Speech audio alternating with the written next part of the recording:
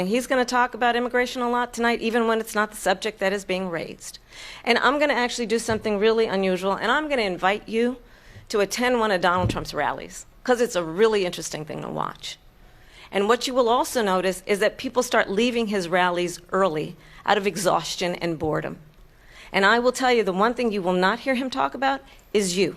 She said people start leaving. People don't go to her rallies. There's no reason to go. And the people that do go, she's bussing them in and paying them to be there, and then showing them in a different light.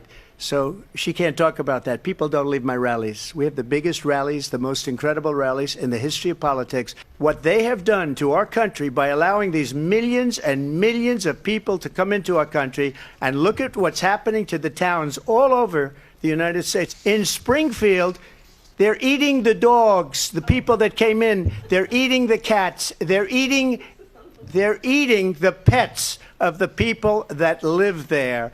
And this is what's happening in our country, and it's a shame. The people on television say my dog was taken and used for food. I'm not taking this from but television. But the people on television saying their dog was eaten by the people that went there.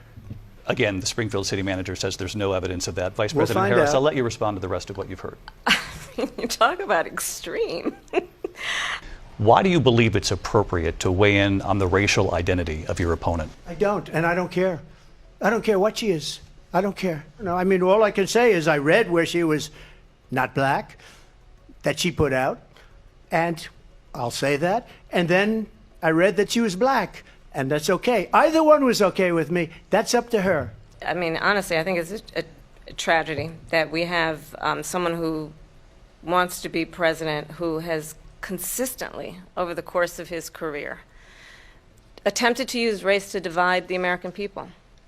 You know, I do believe that the vast majority of us know that we have so much more in common than what separates us, and we don't want this kind of approach that is just constantly trying to divide us, and especially by race. Millions of people let in, and all over the world, crime is down, all over the world except here. Crime here is up and through the roof. Well, I think this is so rich, coming from someone who has been prosecuted for national security crimes, economic crimes, election interference, has been found liable for sexual assault, and his next big court appearance is in November at his own criminal sentencing.